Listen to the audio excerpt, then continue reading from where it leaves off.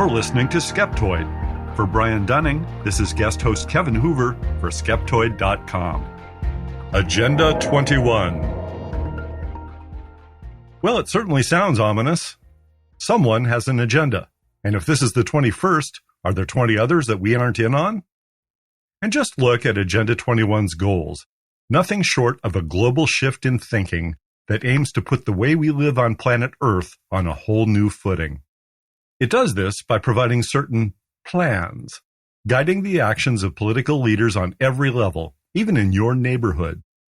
On its surface, Agenda 21's goals are hard to fault. It purports to provide a framework for stewarding the environment and bettering the human condition on an enduring basis, all while protecting liberty. Agenda 21 repeatedly affirms freedom, dignity, and personally held values, emphasizing personal wealth, improving the health of women and children, protecting cultural and natural assets, and keeping the world's economy stable into the future. That cryptic number 21 simply refers to the 21st century. So what's not to like? Well, with a name right out of a Robert Ludlum political thriller, Agenda 21 is also something of a conspiracy theory toolkit. It's backed by the dreaded United Nations, proposes wealth leveling with developing countries, an array of ambitious environmental goals, and loads of other changes to traditional ways of doing things, all riding in on a raft of politically charged terminology. The 300-page document uses the word sustainable 647 times, and environment more than 1,000. The word science, by the way, gets 64 mentions, including index entries. The potential for rhetorical redefinition hasn't been overlooked by today's hyper-partisan political writers and politicos. As one unintended consequence of the document, critics have figuratively deforested Earth to create millions of books exposing Agenda 21's hidden agenda. Does Agenda 21 forward the framework for a new era of international cooperation and perpetual prosperity for all, or is it really a sinister trick to take away our rights, abolish private property, squash our freedoms, destroy American sovereignty, and usher the world into a dark age of dystopian eco-dictatorship? To find out, let's cast our minds back to the early 1990s. It was a simpler time of incandescent light bulbs and cathode ray tubes, when phones were for talking on, the internet was still a nerd toy, and the political landscape wasn't yet a factionalized bloodsport battlefield. Agenda 21 was fostered by an organization formerly called the International Council for Local Environmental Initiatives, since renamed ICLEI, Local Governments for Sustainability. Founded in 1990, it's another do-gooder, nonprofit, non-governmental organization with no real authority other than to trade in ideas. Composed of participating governments from around the U.S. and the world, ICLEI encourages local decision-makers to incorporate positive values and consider possible impacts of everyday decisions on things like public health, human rights, and the climate, to name a few. In 1992, the UN held an Earth Summit in Rio de Janeiro, Brazil. There, ideas and suggestions that ICLEI had gathered were formalized into the document infamously known as Agenda 21.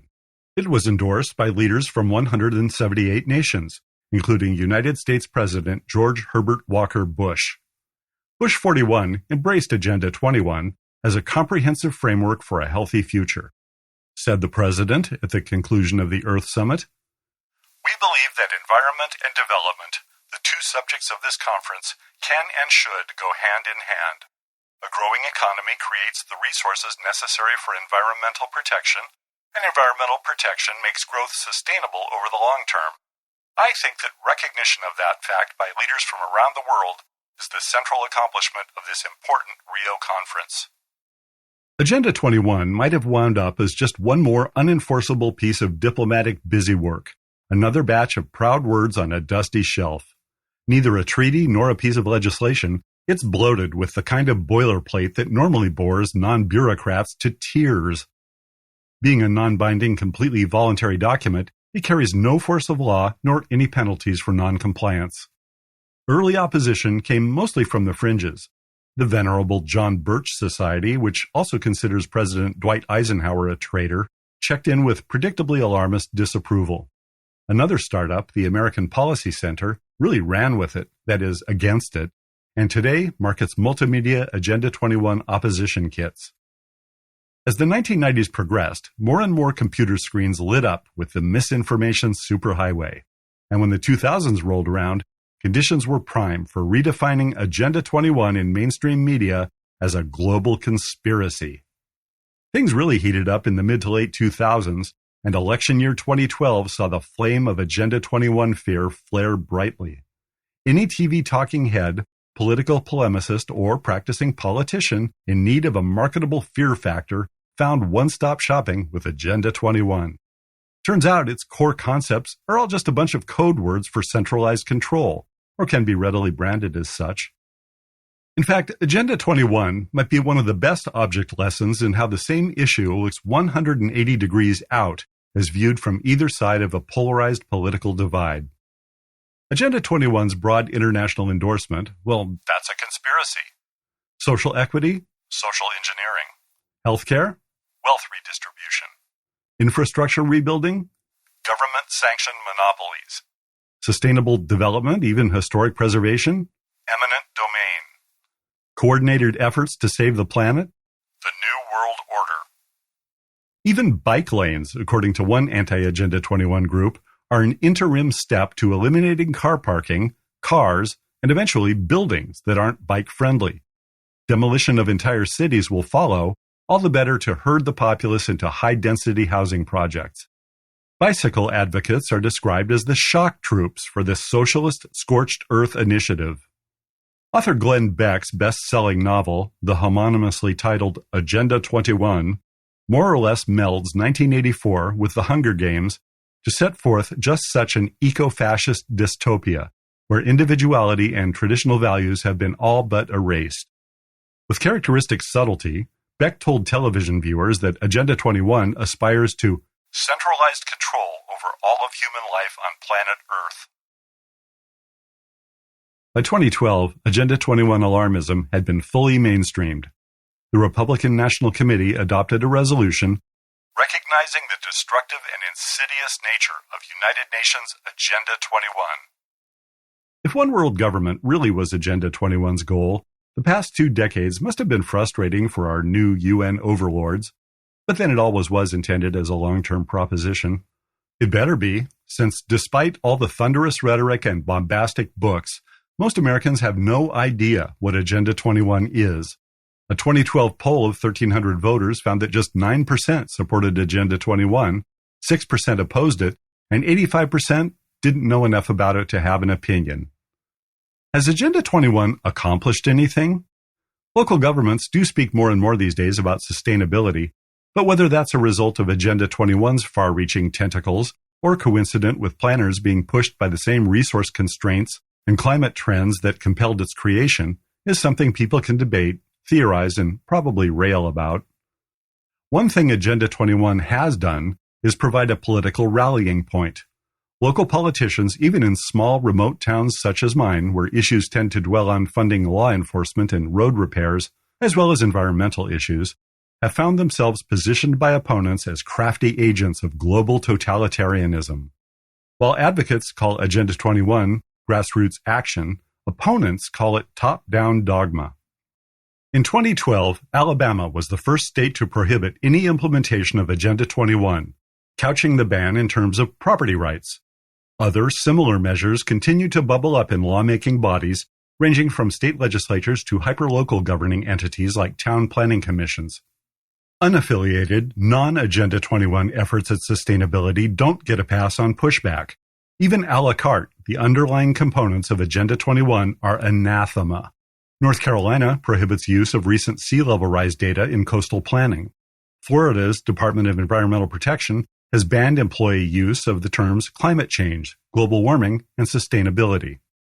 Do we know for a fact that Agenda 21 isn't a global conspiracy? A big green Trojan horse full of all-controlling eco-fascism, possibly directed by clipboard-clutching minions and pastel unitards, scurrying about inside a hollowed-out techno-volcano, plotting civilization-strangling bike lanes? No, because you can't prove a negative. But that'd be awesome. Can we prove that Agenda 21 is a conspiracy? Lots of people are doing their best, but the closest we can come is the widespread acceptance of its basic principles by those responsible for keeping things going. In the U.S., ICLEI claims 450 member cities and counties in 46 states. Worldwide, it says more than 1,000 cities in 84 countries have signed on to sustainability as well.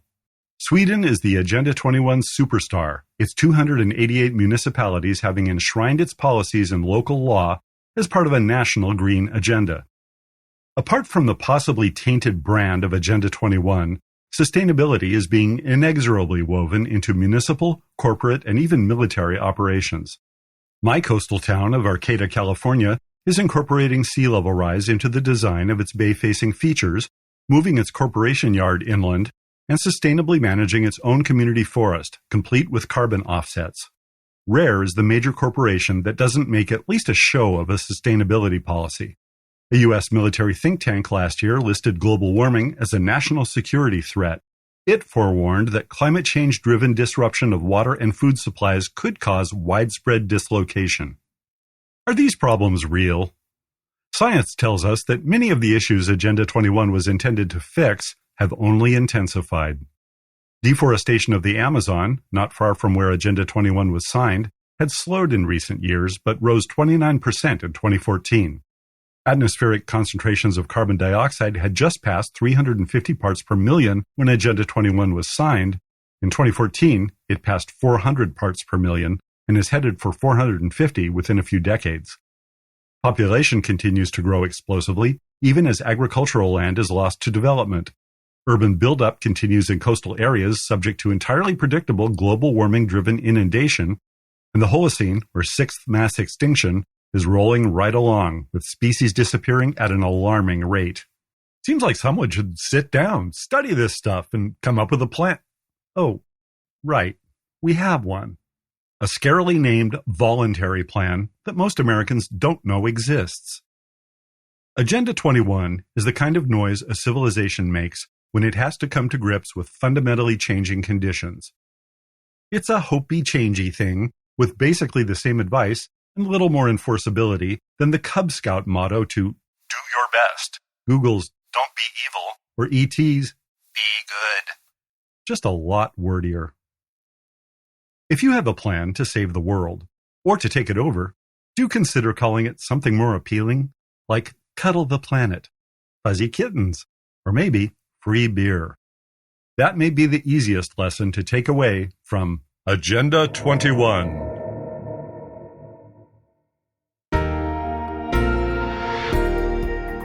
I need to give big thanks to those of you who support Skeptoid financially through the tax-deductible monthly micropayments.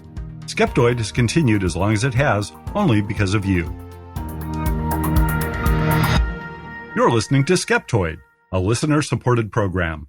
I'm Kevin Hoover from Skeptoid.com.